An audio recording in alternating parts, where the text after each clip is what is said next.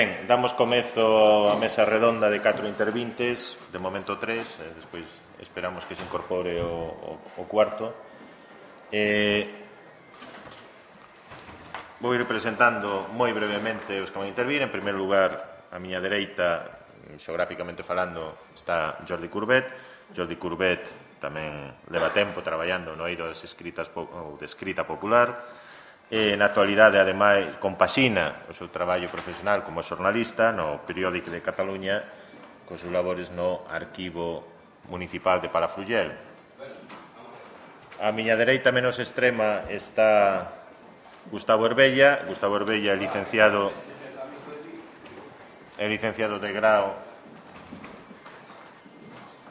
en Xeografía e Historia, especialidade de Historia Contemporánea. Na actualidade é un dos participantes máis activos e un dos responsables executivos, digamos, do proxecto interuniversitario As Vítimas, os nomes, as voces, os lugares, proxecto que, financiado pola Xunta de Galiza, está a levar a cabo un estudo sistemático da represión franquista no territorio galego por parte dun equipo composto por investigadores das universidades de Santiago de Compostela, Vigo e máis a Coruña. A miña extrema esquerda está, xeográficamente falando tamén, está José Monteagudo. José Monteagudo é ben coñecido aos membros da rede, compaxina tamén o seu labor profesional coa recuperación de memoria escrita, nomeadamente en Zamora, coordenador do Archivo Popular de Escritura del Bajo Duero, editor da revista El Filandar o Fiadeiro.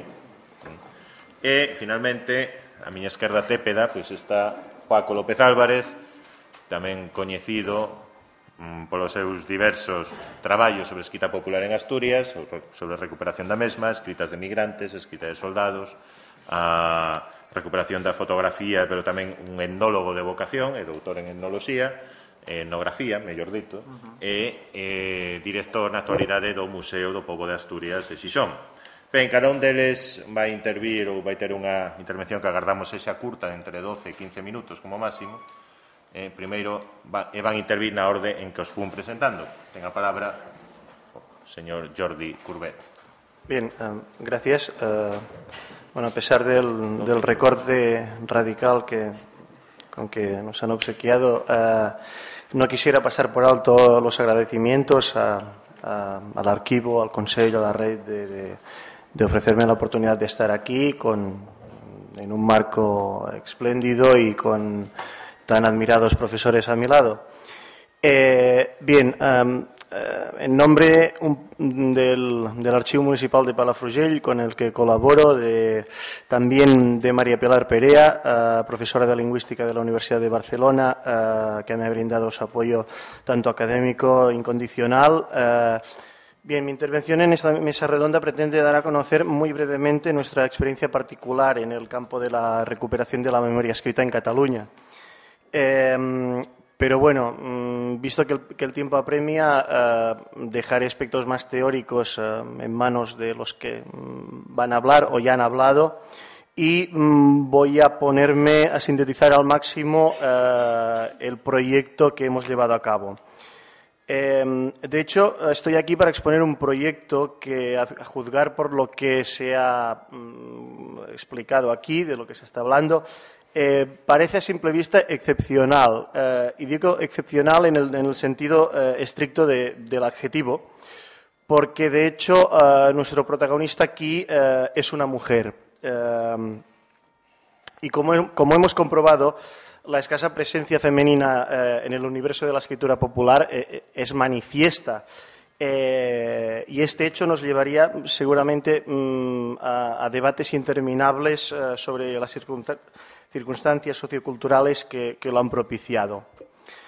Pero afortunadamente la regla también admite excepciones y en este caso la excepción es una campesina catalana llamada Irene Rocas, a quien un buen día la letra escrita le cambió su vida. Los rasgos biográficos de Irene Rocas coinciden con los de muchas mujeres de su misma condición, por lo menos los que van desde su nacimiento en 1861, en Llufriu, en la comarca del Bajo Ampurdán, hasta 1906, que es el año de defunción de su marido. Una escolarización abandonada precipitadamente, un matrimonio concertado con un hombre 22 años mayor que ella, duras jornadas de trabajo en el campo, embarazos, partos, más partos, siguiendo así hasta los 9 hijos, 2 de los cuales murieron prematuramente y solo cuatro la sobrevivieron al final de sus días. En definitiva, se trataba de un futuro poco halagüeño para una mujer campesina y sin estudios. Ahora bien, en 1906 su vida da un vuelco radical. Su marido muere súbitamente, Irene queda sola a cargo de sus hijos y se ve obligada a abandonar su pueblo a la búsqueda de un clima más propicio para la educación de unos hijos y los problemas de salud de otros. Pero, por otro lado, la tragedia saca a relucir la evidencia. Y la evidencia es que Irene, por fin, se ve liberada de un yugo matrimonial despótico y coercitivo. Además, el traslado definitivo a Barcelona en 1909 le abre un universo cultural completamente desconocido hasta entonces. En ese momento saldrá a flote la Irene, inquieta culturalmente y socialmente activa, una mujer fuerte, de firmes convicciones y administradora de propiedades que le quedaron de su marido en Llufriu y en Cuba, en La Habana. Pero las rentas disminuyen progresivamente y ella acaba encontrando su sustento en lo que más le atrae, la cultura. Y aquí la ciudad condal, auténtico hervidero intelectual y político, es capaz de colmar las inquietudes de la matriarca, ya separada de los 2 hijos mayores, Gracieta y Florenci, embarcados hacia Argentina con el marido de aquella, que era heredero y sucesor a la vez de una casa de comercio en La Pampa. Su manera de canalizar el desconsuelo provocado por la división familiar es la letra, la actividad lectoescritora compulsiva. Suscripciones a revistas de carácter folclórico, feminista y excursionista, consumo de prensa catalana, lectura de libros piadosos históricos, producción epistolar diaria a sus hijos y amistades, notas memorialísticas, traducciones de relatos, compilación de costumbres y refranes, etc. Poco a poco, Irene se construye una nueva identidad y encuentra refugio en la grafomanía. El folclore se revela como su auténtica pasión, y a ello va a dedicarse en cuerpo y alma. Es importante saber que a través de amistades en común que se va forjando, Irene llega a establecer contacto con la intelectualidad de la época y, en base a sus preferencias, llega a colaborar con el Archivo de Etnografía y Folclore de Cataluña, dirigido por Tomás Carreras i Artau, eminente catedrático de Ética de la Universidad de Barcelona. También lo hará de manera muy significativa con la sección filológico-literaria del Institut d'Estudis Catalans, organismo competente en la codificación de la lengua literaria. Aquí colaborará con su primer presidente, el primer presidente de la citada sección, que era un individuo llamado Antonio María Alcover, vicario general de Mallorca, quien años atrás, en 1901, a principio de siglo, había lanzado un proyecto personal de carácter titánico, el Diccionario de la Lengua Catalana, que en su versión definitiva pasará a llamarse Diccionario Catalán Valenciano Balear. Esta magna obra pretendía ser un exhaustivo compendio de la lengua catalana en sus diferentes dimensiones: dialectalismos, arcaísmos, fraseología, sinonimia, neologismos, incluso palabras de uso corriente y léxico de los oficios tradicionales. En esta singular aventura se prestan un sinfín de voluntarios, corresponsales de la calle, corresponsales normales y corrientes, que acudieron atraídos, unos por la promesa de una retribución económica, otros por militancia o incluso por simple ociosidad. El caso es que Irene se incorpora al proyecto en 1911. El recelo inicial de Alcover a admitirla en su equipo se convierte en perplejidad ante el talento y la capacidad de trabajo de Irene, que le remite miles y miles de cédulas lexicográficas hasta el punto de erigirse en una pieza clave del proyecto. Cabe pensar que más de 1.500 entradas de las 600.000 que contiene el diccionario sin contar entradas enciclopédicas, puesto que también es un diccionario enciclopédico, se deben a la aportación directa de Irene Rocas, la más eficiente de una plantilla casi íntegramente masculina. Y había 1.500 colaboradores, solo 3 mujeres, 2 de ellas prácticamente no participaron y la única que dio en el proyecto fue Irene Rocas. Entonces, quizás eso la convierta, si no en la primera lexicógrafa europea, considerando que es un título quizás demasiado grandilocuente, sí por lo menos en la primera mujer que se dedicó profesionalmente a esta materia. Estamos hablando de una mujer en sus inicios analfabeta y campesina, no estamos hablando de una mujer de estrato burgués con contactos entre la élite. Sin duda fue una pieza clave en uno de los grandes monumentos de la lexicografía románica, como es el diccionario catalán-valenciano-balear, disponible, por cierto, en versión electrónica y en el cual pues, se pueden observar entradas de Irene Rocas. Lo vemos aquí, es una entrada muy dialectal, la entrada Mussolé, quizás seguramente a Irene Rocas a veces se la tacha de extravagante y, de enviar palabras que seguramente no eran ni de uso común. Esta palabra concretamente es de difícil traducción. Un Mussolé, una persona que se complace en comunicarse y bromear con personas del sexo opuesto.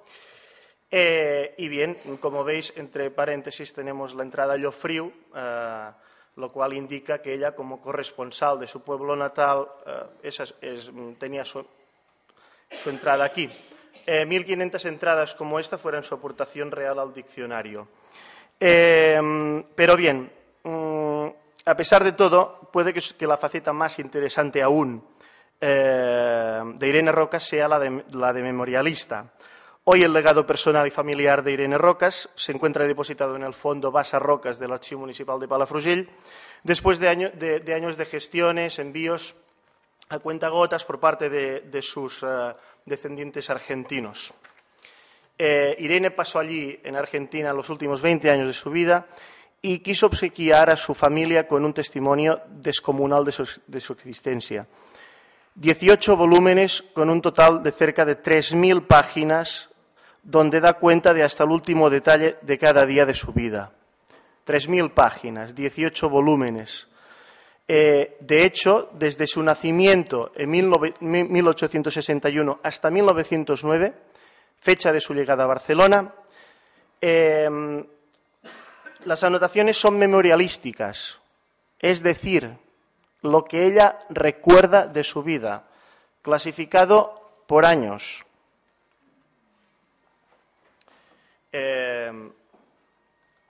Sus notas empiezan con notas simplemente memorialísticas, su niñez, su infancia, desde que nació, y a partir de 1909 las notas pasan a ser diarias. Y de 1910 hasta 1947, fecha de su muerte, 37 años, disponemos de los detalles anuales, mensuales y diarios.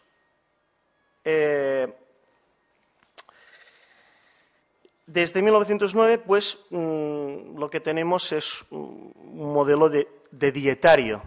Lo que teníamos antes de 1909 son simples notas anuales de resumen de los años de su niñez y de su infancia. Y como decía ayer también el profesor Castillo, a propósito de los libros de cuentas, los dietarios de Irene Rocas adoptan un carácter eminentemente práctico, es decir, lo que en principio iba destinado a ser un obsequio, se convierte en una especie de enciclopedia del saber personal. Y ella afirma incluso que en sus propios dietarios consulta detalles de acontecimientos pasados o simplemente soluciona sus dudas personales. Por ello, elabora instrumentos para la recuperación de información, identificación de contenidos. Como vemos, uno de estos recursos, sistemático además, es, por ejemplo, el resumen de los eventos más importantes. Al final del año incluye un resumen de todo lo que ya explica, lo que ya he contado, una síntesis de los hechos más importantes que ha desarrollado anteriormente. El resumen es uno de sus instrumentos, pero es que además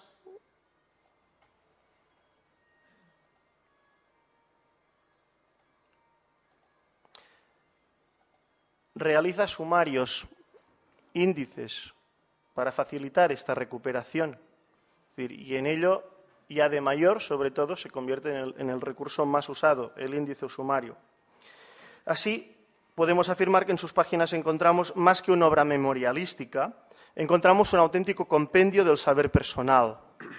Toda su vida diaria estaba allí, creado con voluntad enciclopedista de no dejar en el aire ningún detalle de su trayectoria vital. ¿Voy acabando? Voy acabando. Muy bien. Entonces, me hubiera gustado mostrar el proyecto. No va a poder ser, lástima, pero sumariamente. Hemos pensado que un patrimonio de este tipo, un legado de este tipo, era inviable materialmente y presupuestariamente para ser publicado en formato papel. Hoy en día no hay ningún editor loco dispuesto a editar un libro de 3.000 páginas, sin incluir los dietarios, el epistolario también aquí incluido. Hemos decidido hacer un proyecto, una edición electrónica en la cual hay la edición íntegra de los 18 volúmenes, como podéis ver aquí, además con la ayuda de marcadores textuales que facilitan también nuestra recuperación. Además, un instrumento que facilita la búsqueda también por palabras, personajes históricos, cualquier hecho histórico está aquí dentro, en este caso Hitler, ¿no? Bueno, al final de sus días comenta aspectos sobre la Segunda Guerra Mundial. Irene Rocas da su punto de vista absolutamente de todos los conflictos, además de relatar su vida personal, los más pequeños detalles, la cual cosa la convierte, pues, convierte esto en un documento excepcional.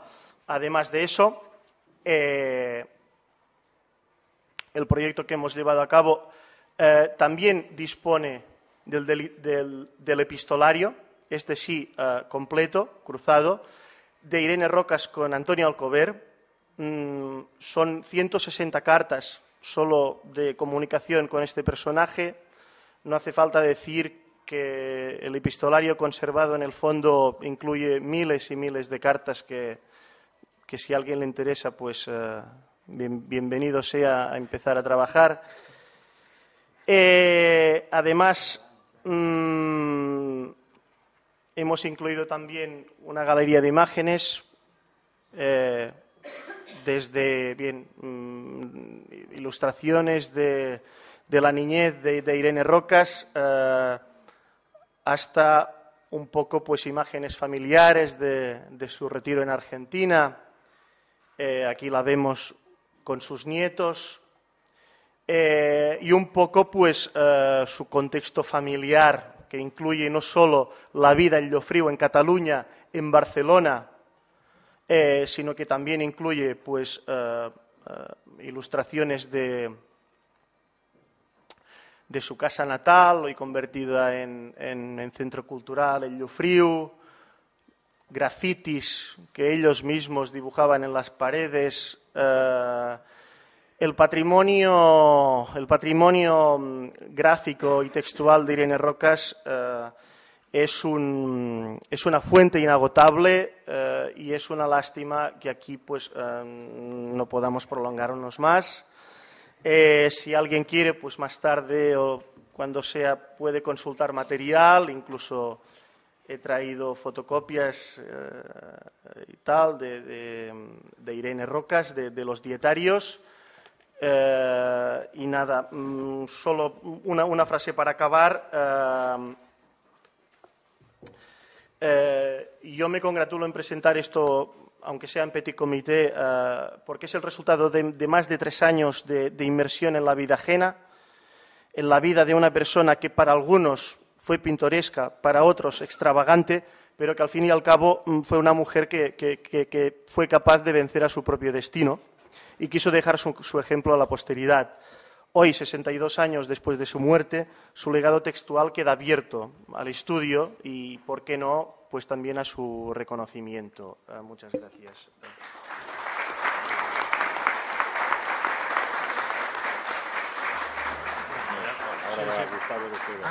Bueno, bien, que cambiaste el orden. Ben, ten a palabra don Gustavo Herbella. No, bien, bien. Dije que iba a intervenir en el orden de perfecto. Voy a dejar que pase más pequeño antes de una Valdeorras, por favor.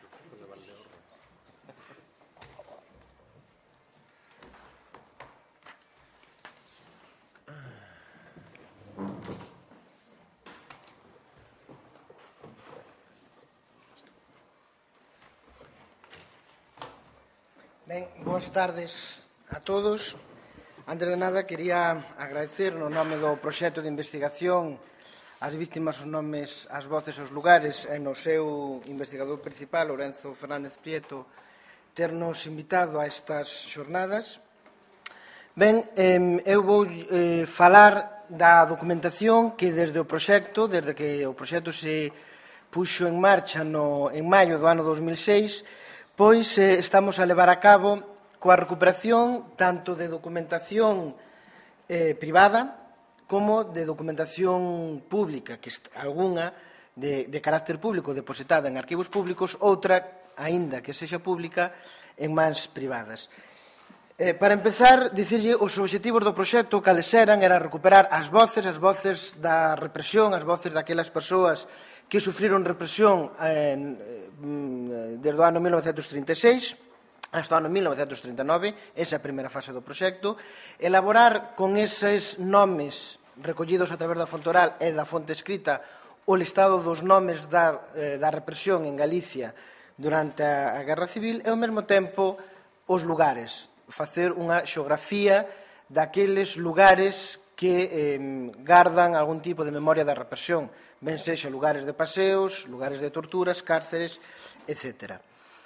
Con isto, plantexóusenos a búsqueda, ou encontramos, máis ben, porque foi sobre a marcha, a recuperación dunha inxente cantidade documental que agora mesmo supón máis de 16.000 imaxes digitalizadas de cartas, de anónimos, de fotografías que esperemos estén a disposición do público a partir do ano que ven nun futuro centro da memoria.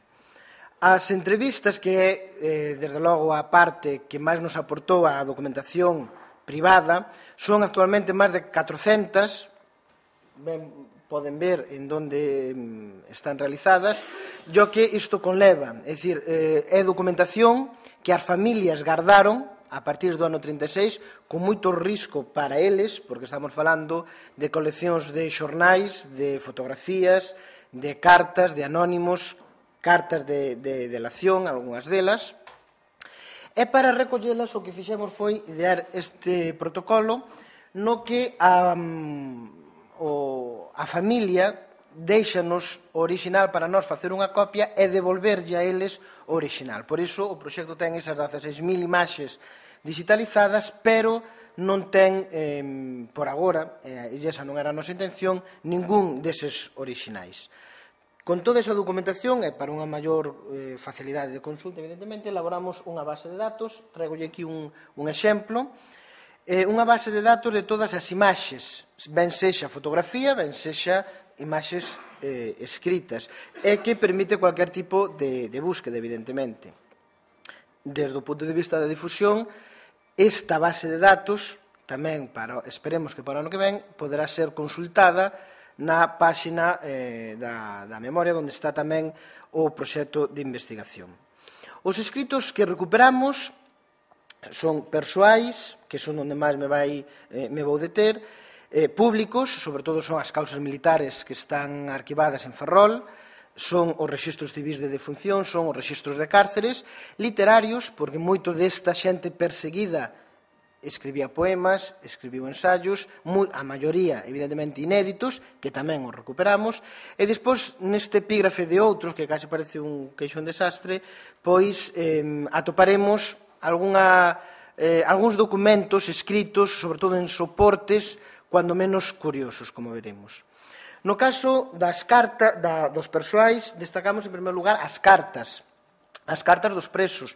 Son cartas que están escritas, ou ben cartas de despedida, cartas do preso que ao día seguinte iba a ser fusilado, cartas exculpatorias, onde intentan, diante do xuez, demostrar que eles non eran membros dunha sociedade obreira, que non eran membros dun sindicato dun partido, ou cartas inculpatorias, evidentemente, onde o cura ou o xefe de falanxe atestiguan que esa persoa sí que era membro dese partido.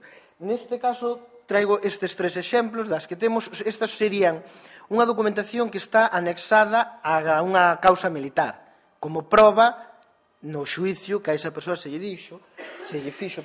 Entre eles está, quizáis, unha moi curiosa, que é esta que ven aquí nesta esquina, que é a de, porque tamén se pode ver hasta onde chegou o efecto da represión, porque é a carta de unha prostituta que explica por que estaba con ese preso, inculpando a él, defendendo a outro preso, pero en realidade o que estaba era defendéndose a ela mesma, diante do xuíz militar, que é a donde se presentou esta carta.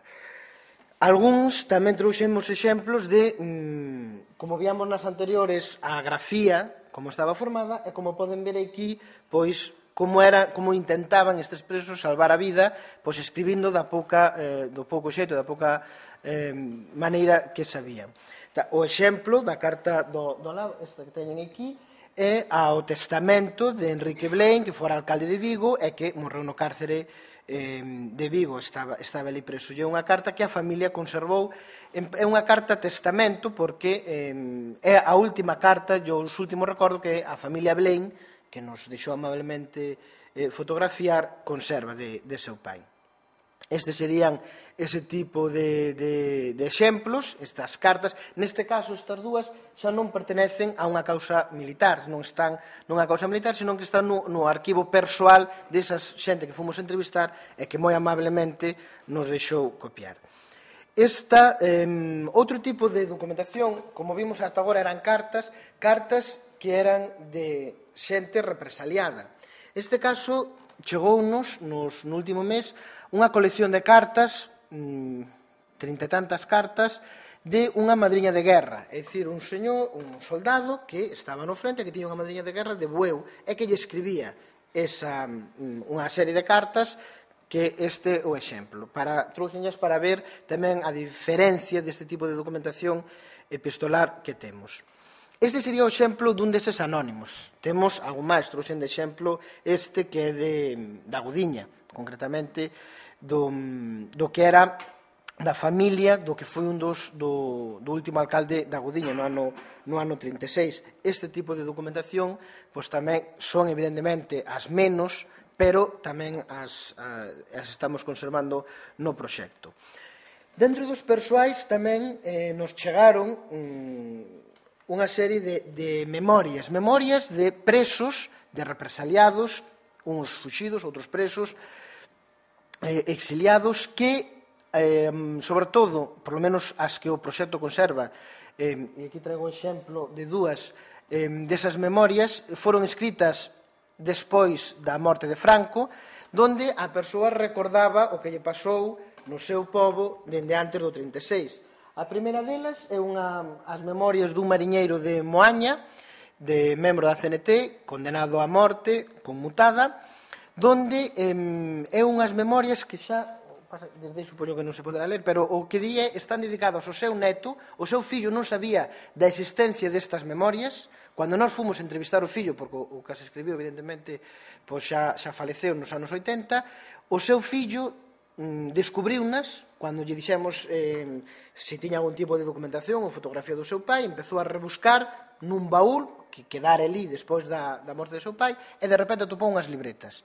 Esas libretas son as memorias do seu pai, desde o ano 36 hasta os anos 80, que están dedicadas ao seu neto, e donde se lle explica que esas son as memorias dun avó para o seu neto, que teñen que ser lidas por o neto, e que non poden ser lidas por o seu fillo.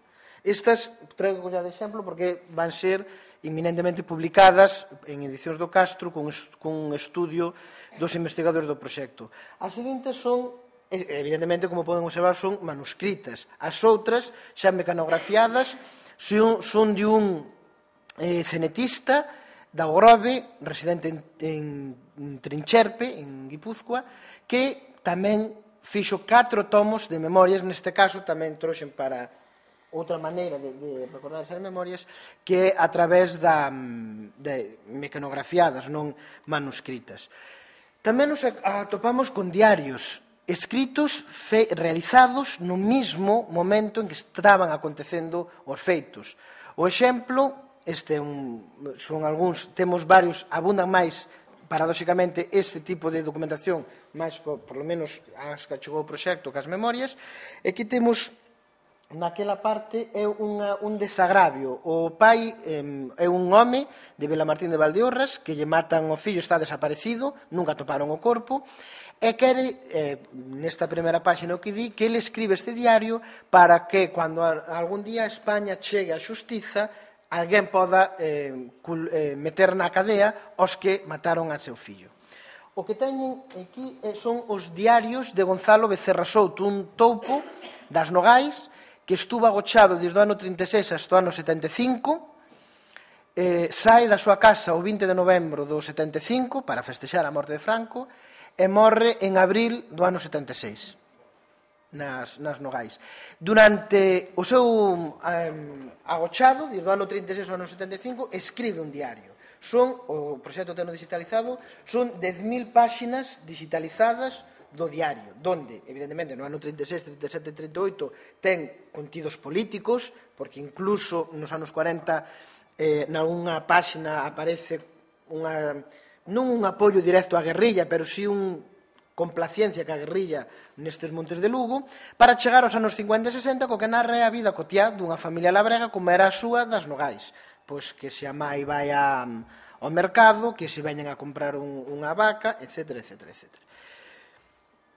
Seguindo con este exemplo, destes diarios, temos outro exemplo, unha especie de diario carta, porque é dun preso da UGT, un membro do PSOE da UGT de Monforte, que é feito, que está na cadea en Lugo, que o condenan, e a condena é ao Porto de Santa María. Entón, montan en Lugo no tren, e ten que ir en tren, con máis presos, evidentemente, ao Porto de Santa María. Pois el, o que fai é escribir nunha libreta, como se lle estuvera escribindo a súa muller, contándolle desde o tren que é o que está vendo. Esta conta toda a paisaxe, desde Lugo hasta o Porto de Santa María, folla por folla. Neste lado, outro exemplo, o alcalde nos anos 20 e despois, durante os anos 40, de Baiona, que narra unha especie de diario historia da vila, desde que ele era alcalde dos anos 20, a etapa da República, que ele non estaba na alcaldía, pero tamén a conta, e por xa os anos 40. Este é outro tipo tamén de documentación que temos. Despois temos tamén as fotografías. As fotografías que son, actualmente o proxecto ten máis de 6.000 fotografías digitalizadas, moitas delas teñen escritos. Eses escritos son moitas veces de despedida dos, como a última fotografía, moitas mandadas desde o exilio, desde a zona republicana, a familias que tiñan en Galicia.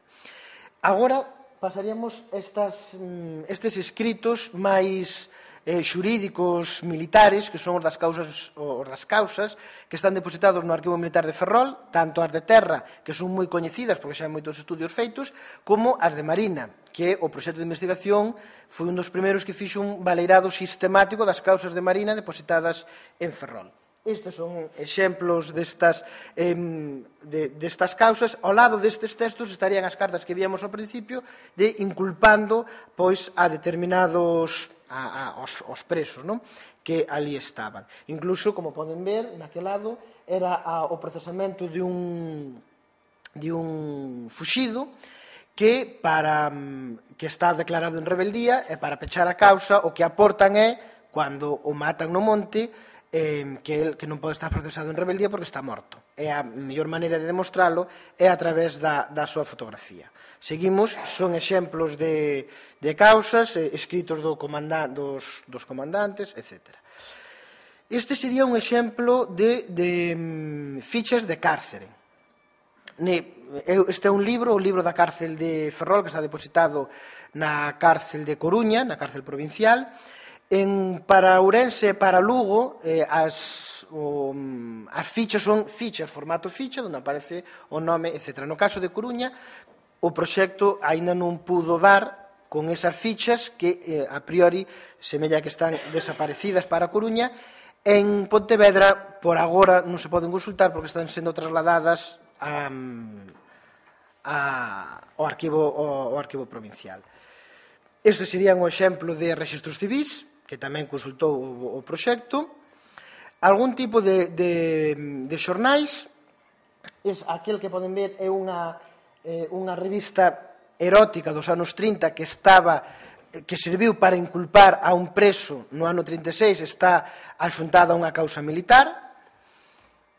E, pois, estes outros que lle dicía, pois, desde o recordatorio da morte de Humberto Solleiro, o xenro de Ricardo Mella, un carnet, neste caso, do Exército Republicano, tipo desta documentación, unha cartilla de aforros dun preso, e cárcere, o Comité Central de Autonomía de Galicia, un recibo de que Gomesende pagou o que lle correspondía para o plebiscito do Estatuto, e despois os literarios, como ven, neste caso é poemas, como poden ver. E, pois, estes outros, é dicir, estes escritos que tamén recuperamos aquele, ese preso da familia Mojón da Cañiza non escribiu unha carta de despedida aos seus pais, o que fixo foi facer un dibuixo na cárcere e despedirse coa dedicatoria que poden ver por riba. Ou, por exemplo, esta pintada, que era na Casa do Pobo de Moaña nos anos 70, que evidentemente esa pintada ahora non existe, pero nós, a través desta fotografía, recuperamos o que no seu momento pintaron nos anos 70 en Moaña. Estos son un achádego moi importante, son os grafitis que hai no Mosteiro de Oia, feitos por os cataláns que estuveron ali presos a partir do ano 38. Posible utilidade deste material, nós por agora o que estamos facendo é recollendo material, digitalizando e arquivando. Este é un exemplo onde, polo de agora, nos solicitaron material deste estilo para facer en difusión, evidentemente, na realización de audiovisuais. E nada máis, estes son os membros do equipo de investigación. Nada máis, moitas gracias.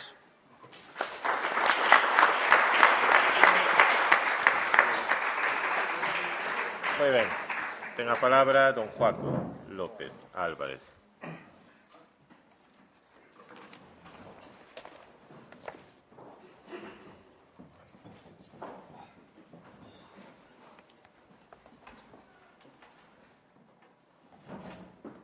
Esto no es lo mío. ¿Dónde está? ¿Dónde? En la carpeta escritora.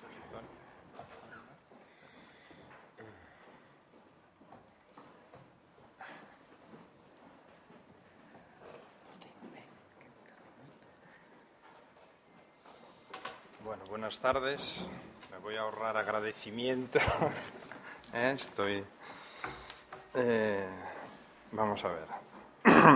Claro, llevamos toda la tarde oyendo testimonios como muy concretos, muy personales, una sola correspondencia, un dietario de una señora, ahora lo de la memoria oral de la guerra, del franquismo, la represión, y yo vengo a hablar de algo un poco diferente, lo mismo pero diferente, porque vengo a hablar de un proyecto general, un proyecto más amplio.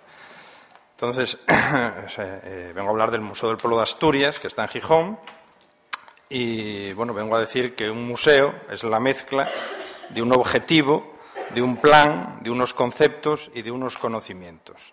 Un objetivo que defina, en unas pocas palabras, la razón última del museo. Un plan que establezca y organice las funciones y la actividad del museo. Unos conceptos o ideas claras de los asuntos que tiene que tratar el museo. Y, por último, unos conocimientos que tienen que tener las personas que trabajen en ese museo, que son los que sustentan e impulsan la actividad del museo encaminada a alcanzar ese objetivo. Por supuesto, no se alarme nadie, menos el moderador, no voy a echar aquí un discurso de la museología, pero sí es muy importante tener esto muy claro para entender lo que estamos haciendo en el Museo del Pueblo de Asturias y, en concreto, en relación con la escritura popular. El objetivo del Museo del Pueblo de Asturias es conservar y difundir la memoria del pueblo asturiano. La memoria, esa capacidad que tenemos de acumular información y de relacionar esa información. Eso es el objetivo del Museo del Pueblo de Asturias. Muy importante para el museo es el concepto que tenemos de cultura, ese conjunto de conocimientos que tenemos los humanos y que desarrollamos para sobrevivir. Todo el conjunto de conocimientos que tenemos para sobrevivir y para vivir en sociedad. Bueno, por supuesto, dentro de ese concepto pues están el ámbito tecnoeconómico, el ámbito social, el ámbito de las creencias, de las ideas, etcétera. Todos esos tres ámbitos son ámbitos muy relacionados dentro de ese concepto de cultura, que es sobre todo un concepto que procede de la antropología. Otros dos conceptos muy importantes para nosotros y que todo el mundo, sobre todo en el ámbito en el que estamos ahora en este momento, tendrá muy claros, en el mundo de la historia, pero que en el mundo de los museos no se tiene tan claro, que es el concepto de cambio. Esta cultura está cambiando permanentemente, esos cambios que afectan a esos tres ámbitos que comenté antes, y, por supuesto, hay unas clases sociales, cosa que en los museos, ya digo, son conceptos que son de perogrullo, pero que no suelen estar muy claros y que no se transmiten en las exposiciones.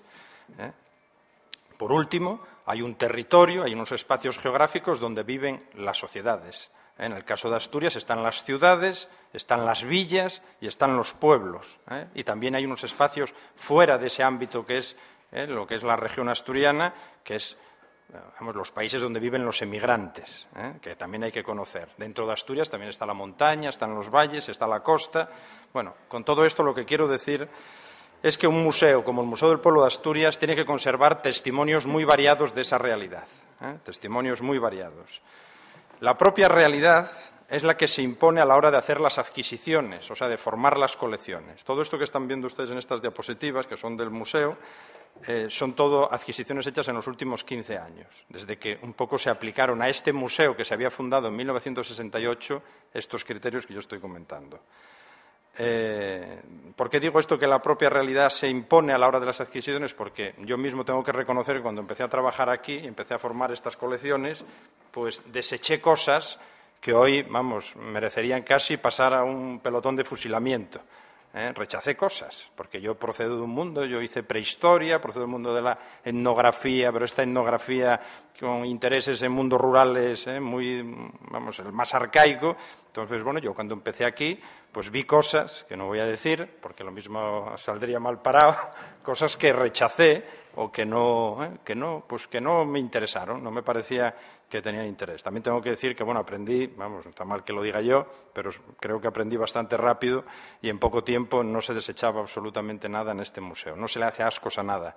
Hace unos 15 días me llamaron, fui a una casa en Llanes y me encontré de repente que en aquella casa había muchos Tupperware. Tupperware, de estos recipientes de plástico, de tal, que llegaron a España en los años 60, pero me llamó la atención formas, tamaños grandes, formas para mí, vamos, desconocidas. Resulta que la señora, que bueno, ya murió hace años, a finales de los años 60 había sido de estas vendedoras de Tupperware, que ya sabéis que se vendían pues por las casas, con mujeres, amas de casa, que tenían esa tal. Claro, por supuesto, cargué el coche de Tupperware, porque nosotros ahora, en este momento, en el museo, tenemos una exposición que se llama Los asturianos en la cocina, que va en 3 épocas, abarca desde 1800 a 1965, 3 épocas. Y justo los Tupperware entrarían en mi sucesor, cuando haga una exposición de este tipo, llegará seguramente a los años 80, pues tendrá que meter los Tupperware, y ahí los tendrá estos que le llevé yo hace 15 días al museo. Entonces, bueno, ahí estas fotos que ven, algunas de estas fotos, de estos objetos, son de esta exposición de asturianos en la cocina. Ahora estaríamos en la 3ª época, en la época del desarrollismo de los electrodomésticos, etcétera. Las colecciones del museo están formadas por materiales, ya digo, muy diversos. Están los objetos, como que tienen ahí, objetos muy variados que abarcan pues, esas ciudades, esas villas, esos pueblos y, por supuesto, esas clases sociales diferentes que había en Asturias, burgueses, señores, campesinos, obreros, emigrantes. Está formada también por la imagen de ese mundo, que son fotografías. En este momento tenemos en diferentes soportes algo más de 500.000 de imágenes. Tenemos también otros materiales gráficos, como grabados, etiquetas, envoltorios, pegatinas de la época de la transición, carteles, que es en lo que estamos trabajando ahora muchísimo, carteles. Tenemos también un apartado dedicado a la memoria oral, memoria oral que también empezamos con una persona, que es la que sigue, dedicada a la tradición oral, es el archivo de la tradición oral, que se dedicaba sobre todo a recoger cuentos, romances, leyendas, ese tipo de cosas. Se hicieron bastantes publicaciones sobre colecciones de cuentos, los cuentos del siglo de oro en la tradición de Asturias, cuentos medievales en la tradición de Asturias. También esta persona está haciendo un atlas sonoro de la lengua asturiana que estamos editando, llevamos ya 4 volúmenes. Se hizo un folclore de un concejo, un estudio sobre los buscadores de tesoros, que me parece que va a salir el libro ahora aquí. Pero también esta persona, en estos últimos años, está haciendo memorias orales de personas que participaron en la guerra civil, que participaron en la División Azul, y ahora mismo está metido en un proyecto de estudio de los grafitis asturianos y aplicando estos métodos de investigación que se aplican en la etnografía, la tradición oral, aplicándolos también al estudio de los grafiteros, haciéndoles entrevistas, sabiendo quiénes son, de dónde proceden, cuáles son sus principios, sus normas, etcétera, etcétera, y ahora para el año que viene vamos a hacer una exposición con ese material y a publicar un libro. Y por último, bueno, está también la música, todo lo relacionado con la música. Nosotros dentro del museo hay un museo de la gaita, donde hay gaitas de todo el mundo y también tenemos una parte dedicada a instrumentos musicales, tradicionales de Asturias, pero bueno, que también llegamos hasta los organillos y instrumentos mecánicos, bueno, y por supuesto todos los anteriores. Y por último, pues está toda la documentación escrita de impresos, manuscritos o mecanografiados que tenemos. Y bueno, lo que es muy importante es saber que todos estos testimonios, ya digo, están muy relacionados entre sí. El otro día, que antes Domingo habló de esto también, de estas cartas, estuve con una persona que nos regaló al museo unas fotografías de la zona de Somiedo y Tineo, de Asturias, del occidente asturiano, unas zonas muy rurales, y eran fotografías de personas que habían ido a fotografiarse pues poniendo sus mejores ropas. Este hombre estaba con las fotos delante y nos iba comentando la época en los años 30 y 40, cuando venían los fardos de ropa de América, y cuando se abrían aquellos fardos y las peleas que había y cómo al día siguiente iban todos con ropa nueva pero que las mangas les quedaban muy largas, iban un poco como disfrazados con aquella ropa, y me estaba dando un poco el testimonio oral.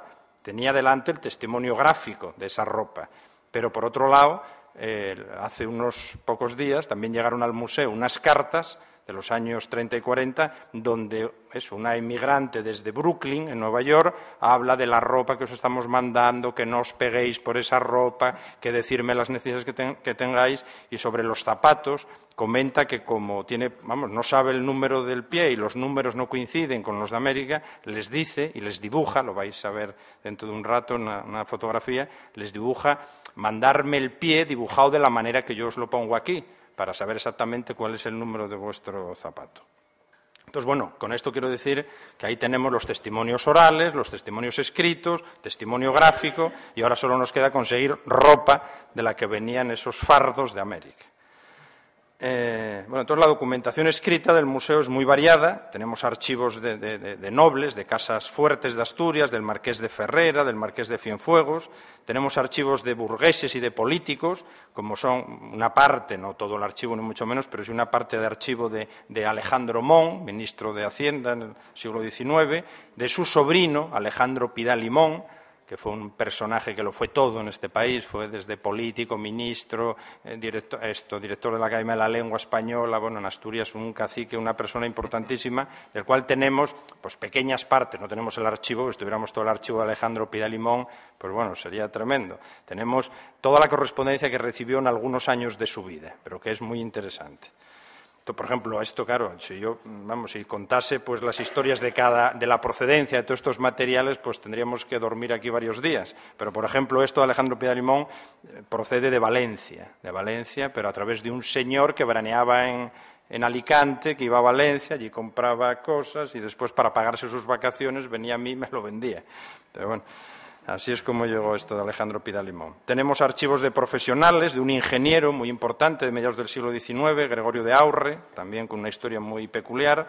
De este señor, hace unos meses, sacamos una noticia en el periódico hablando de este archivo, que es una persona, ya digo, un ingeniero muy importante de mediados del siglo XIX, y tuvimos la suerte que lo leyó un bisnieto, nos llamó y nos donó todavía más documentación, más cartas, entre ellos 200 y pico cartas de Pedro Duro, que es el fundador de Duro Felguera, una empresa siderúrgica muy importante, del cual Gregorio de Aurre era su ingeniero, era el técnico principal de la fábrica. Entonces son unas cartas muy importantes. Tenemos, por supuesto, archivos de casas campesinas, son normalmente archivos de campesinos acomodados, de propietarios, con sus libros de caja, libros de cuentas, escrituras, alguna correspondencia, etcétera.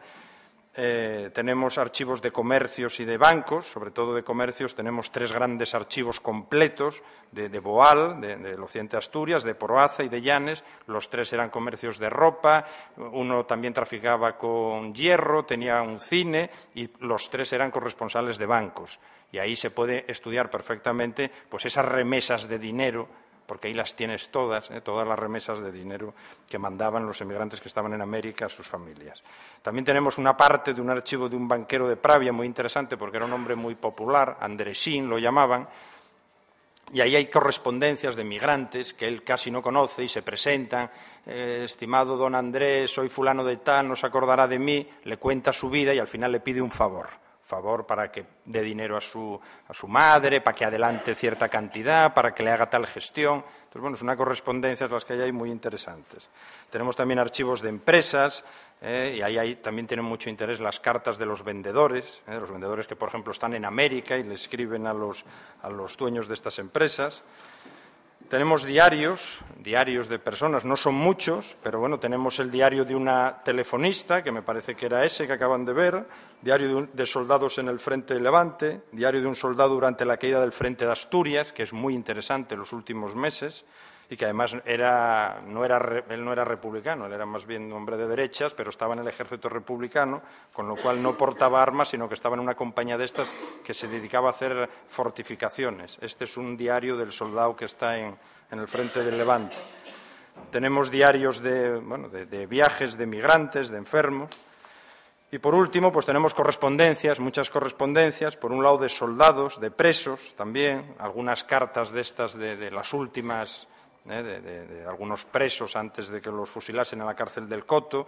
Hay una correspondencia muy buena que tenemos, porque tenemos muchas de estas tarjetas, pero que son tarjetas que se mandaban desde la cárcel, donde la gente cuenta más bien poco, pero sí tenemos una que salió de la cárcel de una manera clandestina, en papeles muy finos, que escribió un señor que se llamaba Humberto Alonso. Y este hombre escribe para su mujer y para su hijo muy pequeño. Su mujer y su hijo ya habían marchado, habían escapado para Francia. A él lo pillaron cuando escapaba en un barco en el puerto de San Esteban de Pravia y lo llevaron, estuvo en varias cárceles. Todo eso lo sabemos por sus cartas, que ya digo que las escribe dirigidas a su mujer y su hijo, pero que en realidad su mujer y su hijo tardaron mucho en recibirlas. Nosotros publicamos estas cartas en un libro de Asturias en Guerra, y una exposición, las dimos a conocer, con la buena suerte de que, pasado un tiempo, nos llamó el hijo. Este hijo, que no sabíamos nada de él, que se llama Guillermo, nos llamó, un hombre que tenía ahora 70 y tantos años, casi 80, nos llamó diciendo que dónde habíamos sacado esas cartas, que esas cartas sabía que existían, pero que las había perdido la pista, y bueno, nada, fue porque él conservaba 3 o 4, nosotros tenemos como 14 o 15, incluida la última, que él escribe antes de que lo fusilen, y él tenía 3 o 4, y bueno, vino a vernos la hija, y bueno, fue una cosa muy emotiva. Y por último, pues tenemos eso, correspondencias de migrantes, ya hoy habló Laura por la mañana, nada más decir así, las más antiguas son de 1860, tenemos alrededor de 46 correspondencias, algunas muy completas, algunas formadas por 1.200 cartas, diferentes hermanos que están en América, en Cuba, en México, en Argentina, dirigidas a su casa, otras, por supuesto, que son 7 o 8 nada más, y en total tendremos pues alrededor de unas 5.000, 5.000 y pico cartas de migrantes asturianos en América. Después hay asuntos que tratamos, esto es lo que están viendo ahora el Arte General de Granjerías, que bueno, ya en una reunión de hace 2 años ya hablé de ello, es una obra que publicamos en el museo, y es un arte general de granjerías que escribió un dominico asturiano en 1711 para que su sobrino, que vivía en el pueblo, saliese de pobre y no dependiese de los señores caciques. Es una obra que, bueno, recomiendo mucho, tiene muchísimo interés. Ahora van a salir unas imágenes también de un diario, un libro de memorias, es esto, de Rosendo María López Castrillón, que fue del que hablé el año pasado en las jornadas también estas de la red. Y bueno, ahí tenéis unas imágenes y eso es otro testimonio muy bueno de un campesino que hace la historia de su casa en el siglo XIX y que cuenta todas sus peripecias en un concejo del occidente asturiano y que es también un testimonio del mundo rural asturiano, pero maravilloso, y de esos, como hoy lo que nos enseñó Laura, de estos que rompe tópicos. Esos tópicos que hay sobre el campesino asturiano, bueno, según vas leyendo te van cayendo tópicos, uno detrás de otro. Y ahora, en este momento, tenemos una adquisición pendiente, que voy a comentar todo muy breve, como estáis viendo, que es un señor, Antonio Medio, es un hombre que nació en 1912 en Gijón, murió en 1977, fue barítono y actor, un actor de cierto éxito en España, en Madrid, sobre todo, bueno, donde se cocía toda esta cosa del arte dramático. Debutó en 1938 en Zamora y tuvo, ya digo, su momento de gloria en los años 40 y 50. Pues este señor conserva una nieta, una documentación muy interesante que son, por un lado, están las memorias de su vida, que él escribió en 2 cuadernos, Tiene 20 cuadernos, que es lo que él llama mi diario artístico, donde anota todas sus representaciones día a día y en algunos casos con alguna incidencia, alguna cosa que él quiere destacar. Y por último, tiene 9 grandes álbumes así de grandes, muy gruesos, que él titula Mi vida en el teatro. Y que contienen programas, anotaciones, dedicatorias, fotografías y recortes de prensa de su época de aficionado, o sea, de 1929, que es cuando empieza en el teatro aficionado en Gijón, hasta 1969. Y bueno, y que es un material, vamos, yo cuando lo estuve viendo, además a mí me habían llamado para verlo, y bueno, pensé que me iba a encontrar ahí un montón de recortes de prensa, y la verdad que salí de aquella casa 2 horas después un poco traspuesto, porque fue ver la vida de un señor, porque está todo muy ordenado, muy claro, muy bien hecho. Todos estos recortes, ya digo, fotografías, programas, incluso carteles metidos ahí dentro, y el tío va, eso, día a día, toda su vida allí puesta en esos álbumes, y me pareció un testimonio muy interesante, no solo para conocer la vida del señor, sino la vida del teatro en la España de posguerra. Bueno, por último, decir que en Asturias hay muy pocas personas, sobre todo historiadores, que consulten esta documentación que tenemos en el museo, esta documentación personal, bueno, de este tipo que acabo de comentar. Entonces, por eso el propio museo pues, es el que tiene que promover pues, su investigación y su difusión, con ese objetivo, como ya dije antes, cumplir ese objetivo de que el Museo del Pueblo de Asturias pues, es el que, tiene el objetivo de conservar y difundir la memoria del pueblo asturiano. Entonces, esto lo hacemos de varias maneras. Una importantísima es lo de participando en la red de archivos investigadores de la escritura popular desde hace 4 años o 5 años. Por otro lado, publicando nosotros mismos esos textos. Nosotros publicamos en una colección que tenemos que se titula Escritos de la vida cotidiana, el arte general de granjerías de Fray Toribio de Pumarada, También publicamos en otra colección de libros que llamamos Fuentes para el estudio de la antropología asturiana unas memorias de una niña de la guerra, muy interesantes, de una niña que todavía vive en Cuba hasta ahora, señora ya muy mayor, memorias de una niña de la guerra, y en este momento estamos preparando la edición de unas memorias de un maestro también que empezó a ejercer en 1912 y bueno, le tocó la República, la guerra, y son unas memorias muy interesantes, eso, que llegan hasta los años 40. Por otro lado, tenemos un convenio de colaboración con la Universidad de Alcalá de Henares para el estudio de las cartas de migrantes, un poco el fruto de lo que hoy habló Laura aquí. Después hacemos exposiciones, por ejemplo, la de Asturias en Guerra, donde hicimos 2 exposiciones dedicadas, esto fue hace 2 años, para conmemorar el comienzo de la Guerra Civil, y en una era documentos de la Guerra Civil en los fondos del Museo del Pueblo de Asturias, y ahí es donde exponíamos correspondencias, y ahí es donde presentamos estas cartas de Humberto Alonso que dieron resultado a la aparición de su hijo. Y por último, y muy importante, seguimos manteniendo siempre y permanentemente una política de adquisiciones abierta que abarca diferentes maneras de adquirir las cosas por donación, por depósito, etcétera, etcétera. Y también una presencia también en la prensa, porque ya digo que el aparecer ese tipo de noticias en la prensa siempre anima a gente que tiene estos materiales pues a que nos los cedan o que nos los donen, o por lo menos saber de su existencia. Por último, decir que creo firmemente que los museos son instituciones que, si se saben manejar bien y se las dota de unos medios mínimos, son herramientas fundamentales para el conocimiento del pasado y del presente. Y creo que es fundamental apoyar instituciones y creo, ya digo, que la del museo es una institución muy antigua, pero hoy para ciertas personas o en ciertos ámbitos un poco devaluada, sigue siendo una herramienta que, teniendo esos criterios, esos conceptos, esos objetivos muy claros, sigue siendo una gran institución para mover todas estas cosas. Y bueno, nada más.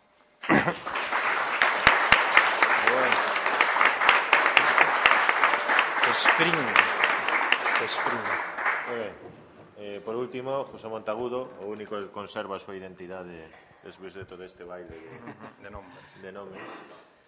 Sí, bueno, muchas gracias a la organización por estas jornadas que están acabando ya y yo creo que están siendo muy, muy exitosas.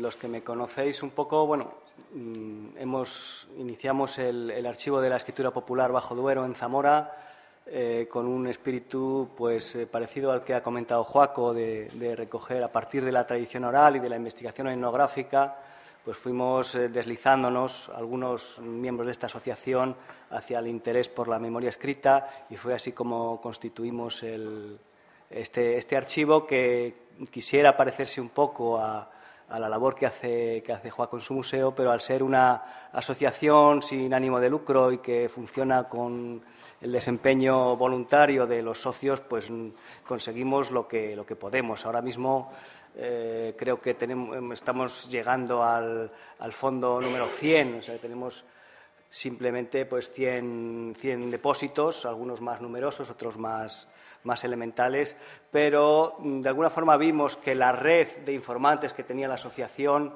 se iba agotando, y lo que al principio era un goteo continuo de donaciones y depósitos, se fue secando ese flujo, y ahora son mucho menos las donaciones que recibimos. Por eso planteamos la necesidad de crear un premio de memorialismo que incentivara el depósito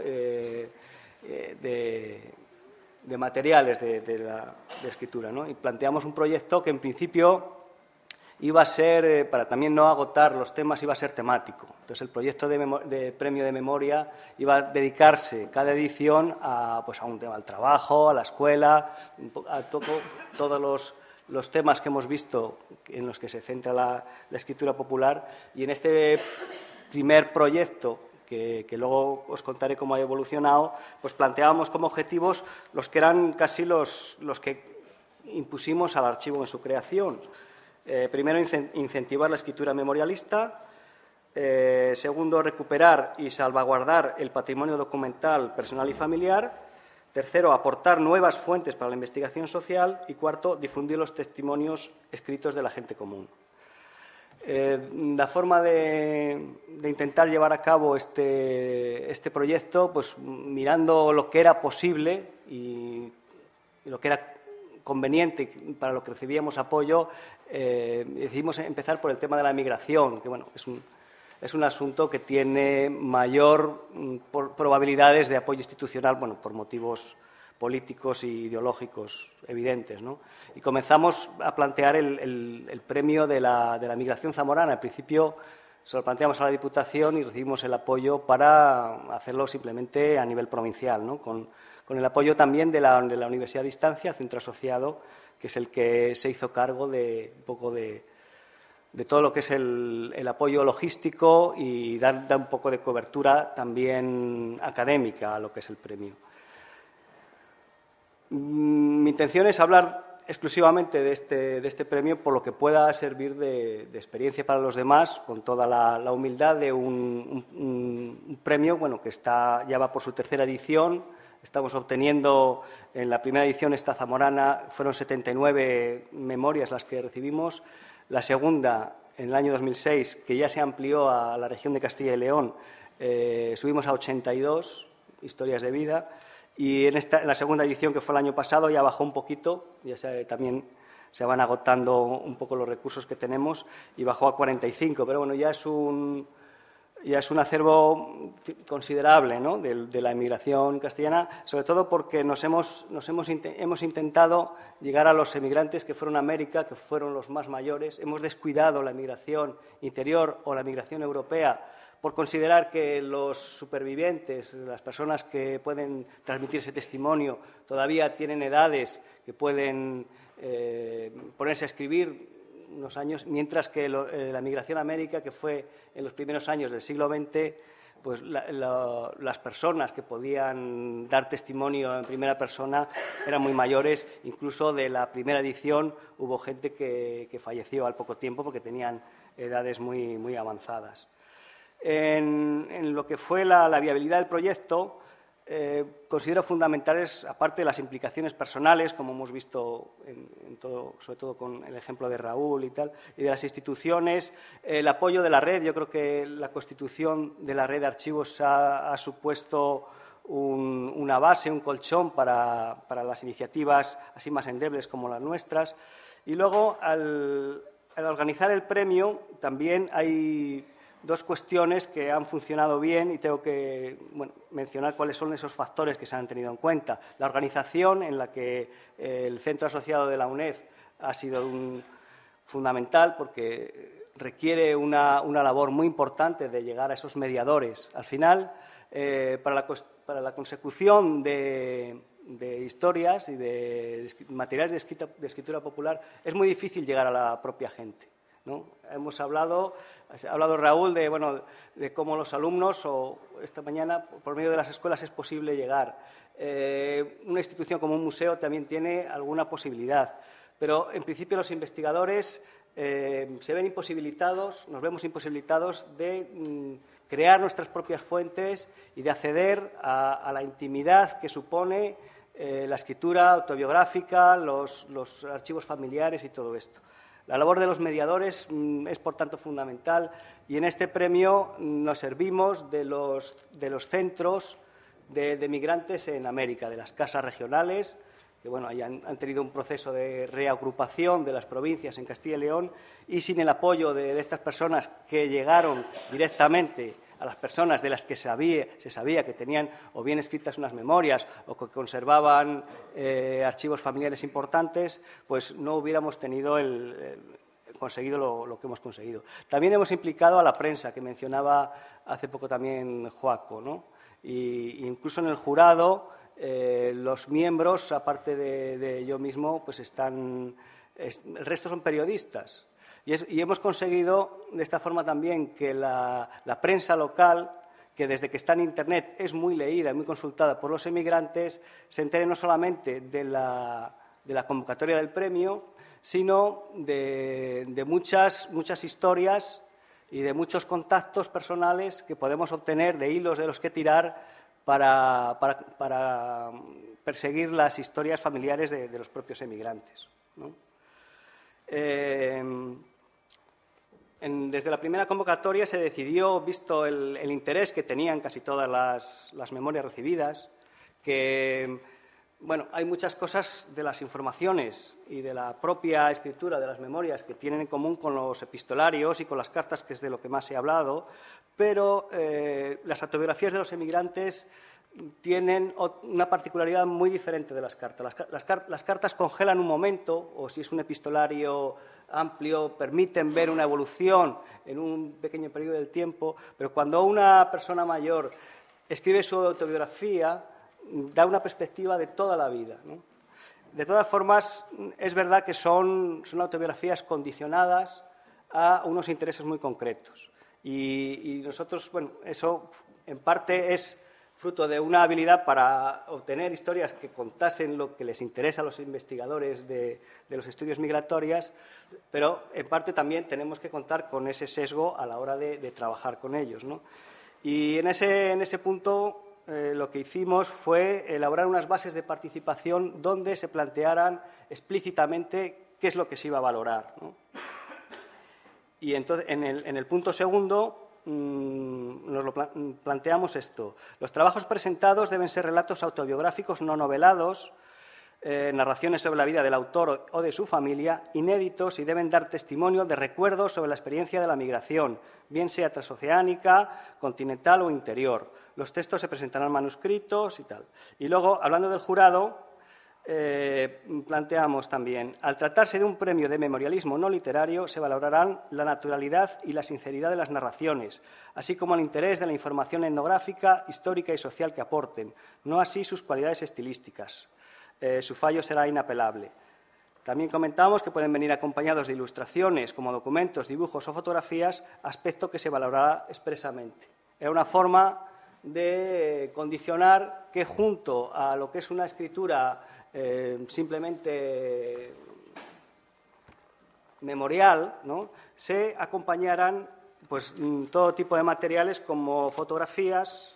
He traído, bueno, por no ponerlas en el ordenador, fotografías, cartas, realmente hay epistolarios completos que se han añadido a las propias historias, documentos personales de bautismo, bueno, documentación más de tipo oficial y sobre todo muchas fotografías, ¿no?, que es lo que ha permitido que las ediciones... Tengo aquí uno de los trabajos que se han presentado, que está todavía inédito, que vienen ya en ordenador. Los de las diferentes convocatorias hemos visto una evolución.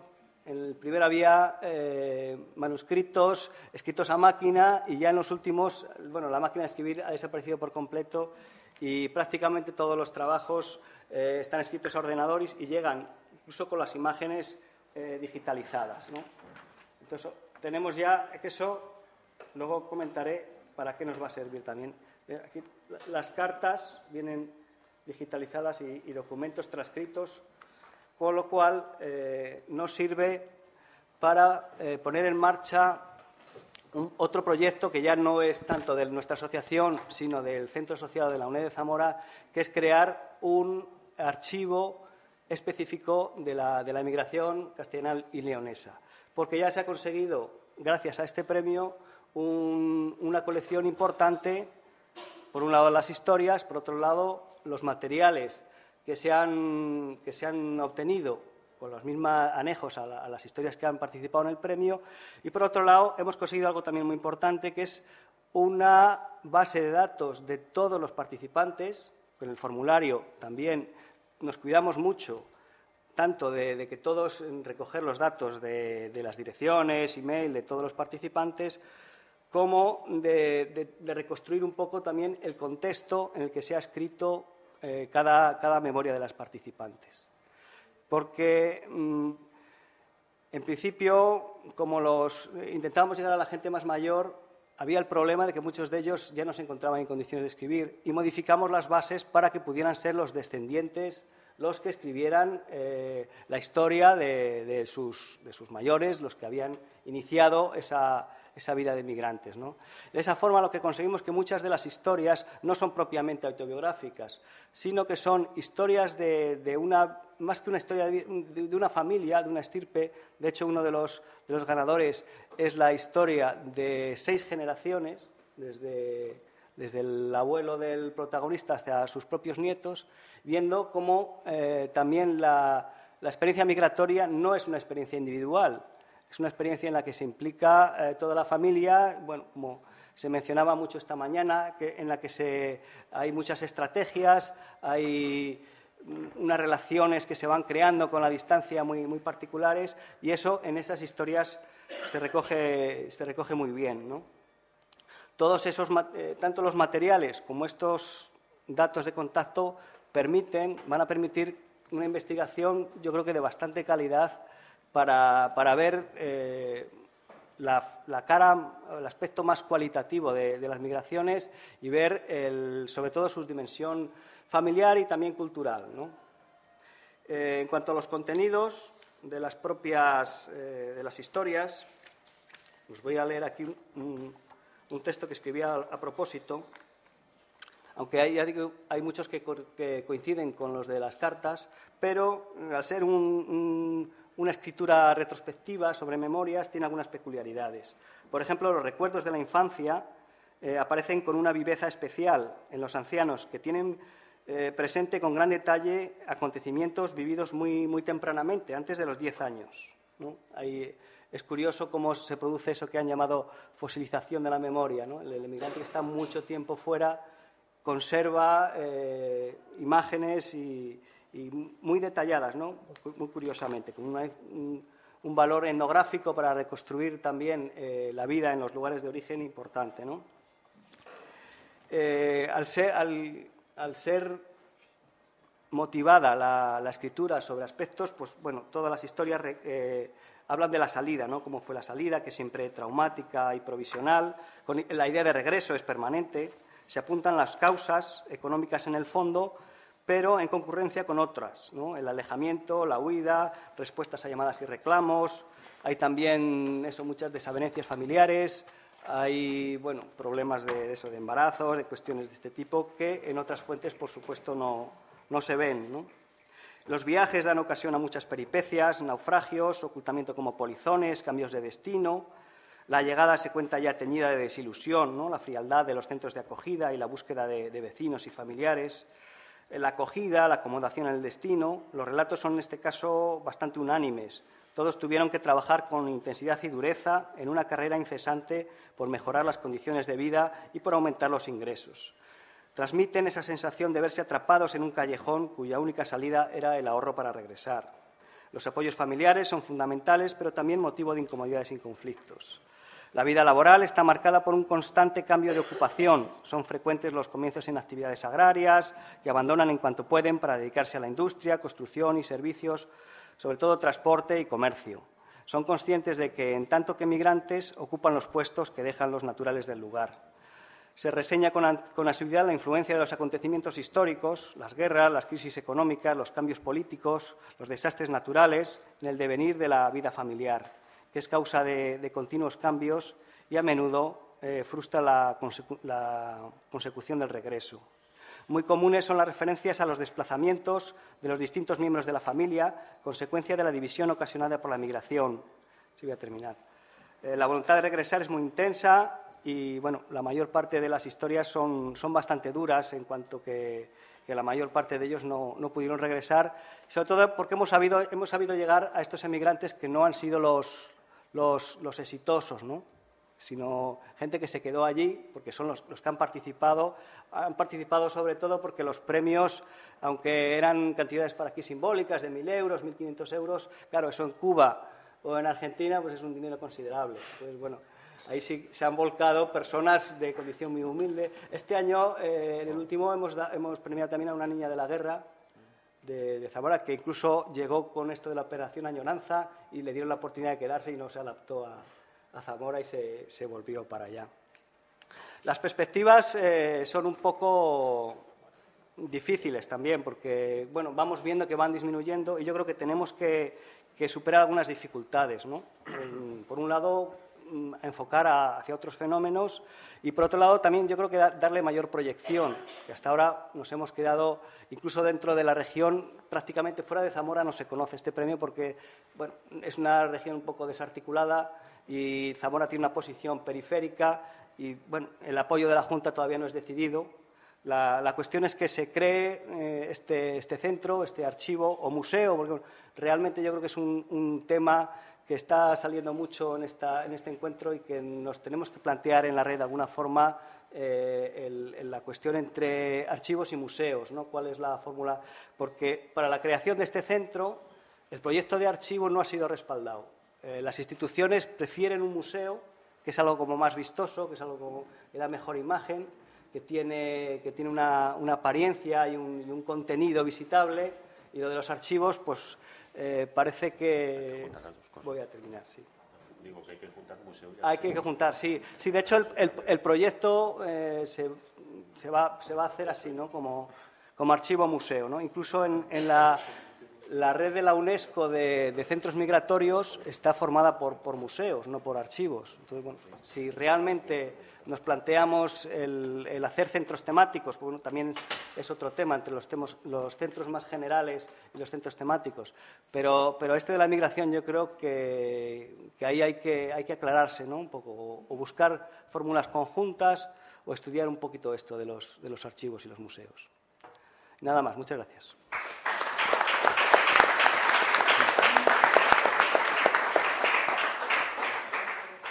Moi ben, son as 8:05, supoño que estamos todos cansos e cansas despois de unha dura tarde de debate, discusións moi froitífera, pero temos 5-10 minutos para debatermos algunha cuestión pendente ou, en fin, se alguén quere plantexar algún apostillo que dixeron. A mí me gustaría plantear un par de cuestiones a Gustavo, ya que su intervención habló sobre los grafitis que habían encontrado en el monasterio de Oya. Vale. Me gustaría saber cuántos grafitis forman este corpus, ¿no? Por un lado. Por el otro, en qué formato son recogidos, o sea, es fotografía digital, se han escaneado posteriormente, o sea, cómo se guardan estos grafitis. El tipo de grafitis que son, es decir, son solo icónicos, es decir, dibujos, o también los hay de corte verbal. Y por último, si se ha hecho algún tipo de análisis o de trabajo sobre ellos. Muchas gracias. Sí, bueno, a cantidade, estamos falando duns grafitis que, bueno, o mosteiro de Oia, como foi adaptado á cárcere, subdividiron as diferentes estancias do mosteiro con ladrillo e cal. Están pintados sobre iso. Hai de todo, porque hai grafitis, incluso a hora da súa conservación, habería que plantexarse o mellor cuáles se conservan e cuáles non. Hai paredes moi ricas, pero están superpostos, porque non só hai, eu aquí puxo un mínimo exemplo, nós temos recollidas en fotografía digital 600 copias desde diferentes puntos de vista, diferentes debuxos, pero os escritos están superpostos. Hai escritos de presos, había presos que poñían determinadas consignas, e os guardias falanxistas escribiron por riba, entón hai símbolos de falanxe, as típicos debuxos do calendario tachando con... E despois pasa con mellor, claro, a diapositiva era moi pequena, hai textos de aquí estuvo tal, párrafos de 3 ou 4 líneas, e hai debuxos de colores, o sea, non só é o típico grafiti realizado con carbón, senón que incluso hai algúns debuxos, casas pintadas en cada unha das paredes. A súa conservación, o mosteiro de Oia é de titularidade privada. A nós, cando a empresa, que é unha empresa naviera, pois quixo ou pretende facer ali, se non me equivoco, é un hotel, pois puxose en contacto con nós, pedíndonos como proxecto de investigación que eles non terían ningún inconveniente en ceder todas esas paredes. Esas paredes non están suxeitas ao que sería a estructura de protección como Vic, porque esas paredes, xa digo, son feitas no momento para albergar presos. Entón, se a Consellería, nós puxémonos en contacto coa Consellería de Cultura, porque evidentemente nós como proxecto de investigación non podemos atender a iso. Por si acaso contratamos un fotógrafo que fotografiou e deixou, cuando menos, constancia digital de todo iso, e que a Consellería de Cultura e a xente da Delegación da Consellería de Cultura en Pontevedra se fixese cargo de todas esas paredes. As últimas noticias que temos é que había peligro de derrubo. Entón, moitos, a raíz de que presentamos moitas das veces estas fotografías, xente que os quere ir ver, que quere ver como están, incluso unha asociación que existe do Val Miñor que pretendía recuperar algunhas, porque xa digo, algunhas paredes son moi interesantes, outras non tanto, evidentemente, pero por agora non se pode entrar por peligro de derrubo, porque aínda non entraron non poden entrar, vamos. Máis cuestións?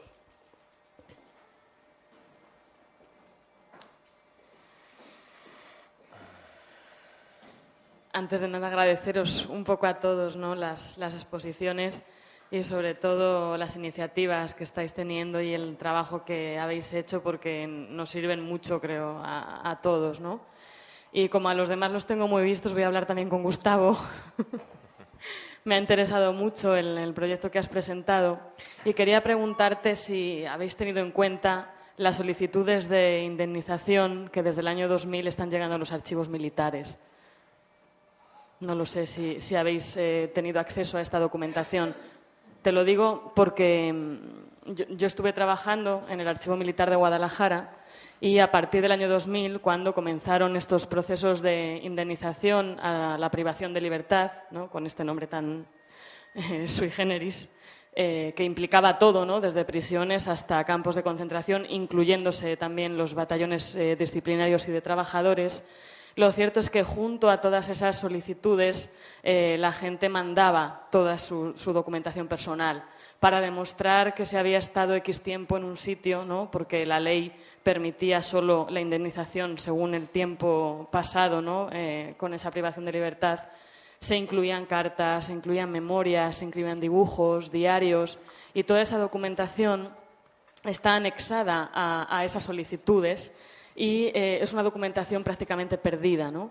Creo recordar que solo la Generalitat fotocopió toda esta documentación y la depositó en el Arxiu de Cataluña, pero que el resto de lugares donde se llevó a cabo el proceso no lo hicieron.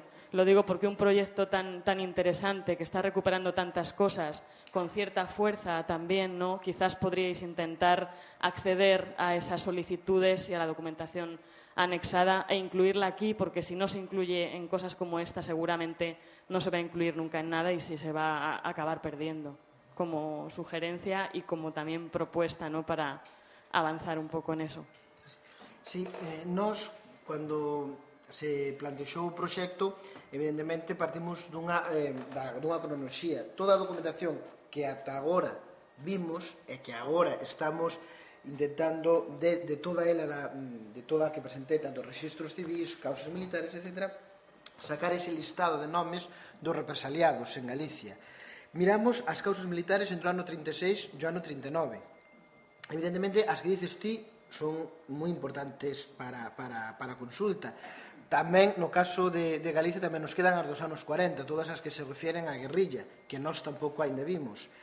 En Galicia, e por a nosa experiencia, a verdade é que o Arquivo Militar de Ferrol, tanto a terra como marina, é totalmente colaborador. É dicir, o proxecto foron os investigadores durante un ano, 4 persoas cos seus ordenadores portátiles habilitaron unha sala, todas as facilidades máximas por parte dos militares para coller os nomes, porque nós non escaneamos as causas militares, evidentemente. Nós recollemos os nomes, a causa por a cual está procesado, etc. Cando atopábamos documentación sui generis, cuando menos, fotografías, unha carta, etc., escaneábamos. O resto da causa militar, evidentemente non. Creo entender que están en proceso de ser todas digitalizadas. A verdade é que, no caso de Ferrol, todos foron facilidades. Como a súa conservación? Pois é complicada. Eles son conscientes, a nós pediron moitas veces axuda, porque son conscientes de que eles non poden conservar ni saben como facer toda esa documentación. Tanto as documentación que te dices como a dos anos 40, como os registros que tamén aquí en Galicia se vimos, dos 315 registros civis de defuncións de Galicia, hai algúns que están en moi pésimo estado. Hai 5 concellos de Galicia onde non hai registro civil. Intentaremos ir aos registros parroquiales. De 5 concellos estamos falando de 63 parroquias, cada unha co seu libro de defuncións. E a súa conservación podemos nos imaginar todos como é. Evidentemente, temos que ir pouco a pouco, paso a paso, pero pretendemos chegar a todo iso. Moi ben. Anxo.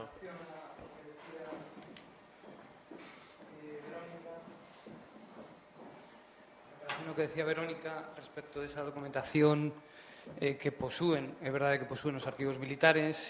No caso galego, por exemplo, esa información ábrese co goberno Fraga a partir do 91, ¿no? Empeza a abrir unha política que despois realmente non se cumpliu, ¿no? É dicir, que a xente que tivera pasado por algún centro penitenciario, ¿no? Presentar a documentación respectiva. Esa documentación, por exemplo, está no arquivo que ostenta o Tribunal Territorial número 4 de Coruña. Esa documentación está aí, está en un proceso diferente de catalogación. En todo caso, é unha información moi interesante. Aí hai moitísimo material privado que a xente aportou, ¿no? Que a xente achegou para demostrar, ¿no? Todo ese período que pasaron en reclusión carceraria, ¿no?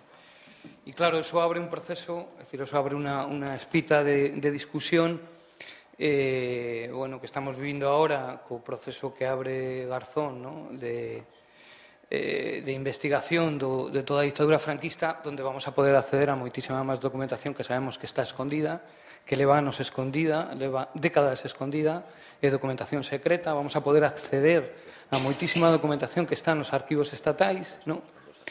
E claro, tamén estou recordando, por exemplo, na liña desto que estás dicindo, que cando se produce a muda da dictadura ao sistema democrático, nas primeiras leis que pon en marcha Suárez, nos 76, 77, coas famosas leis da amnistía, xa moitos represaliados polo franquismo tiveron a oportunidade de acceder a esas axudas que se fixeron vía judicial, vía xulgados de instrucción local.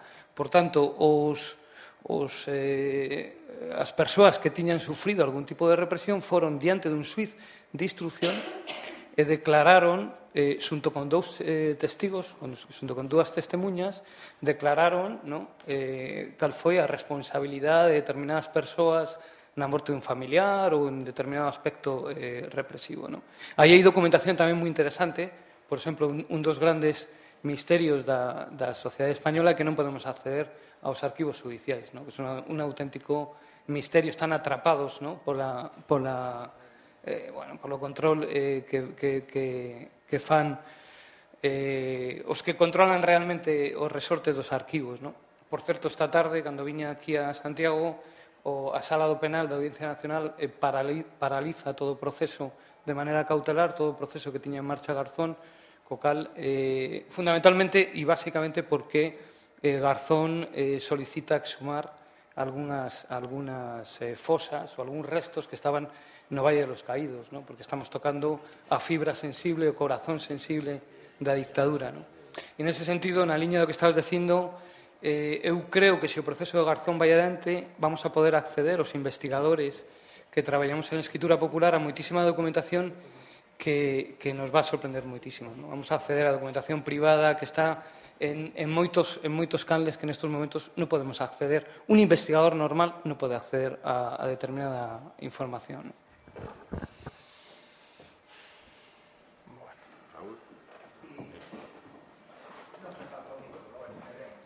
Sí, pero atrás non te oyen.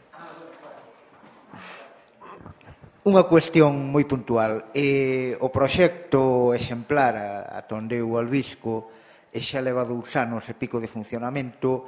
E, en xeral, que avaliación hai da participación e do compromiso de diferentes actores, grupos, profesionais, sociais, asociacións locais, profesorado, etc. Que nos podes contar sobre isto?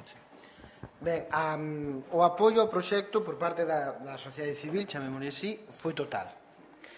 As asociacións colaboraron con nós moitísimo. De feito, moitas desas imaxes digitalizadas que temos é grazas a que a Asociación de Cangas, de Vilagarcía, de Ribadeo, nos aportou desinteresadamente moita documentación. Dos particulares o mesmo.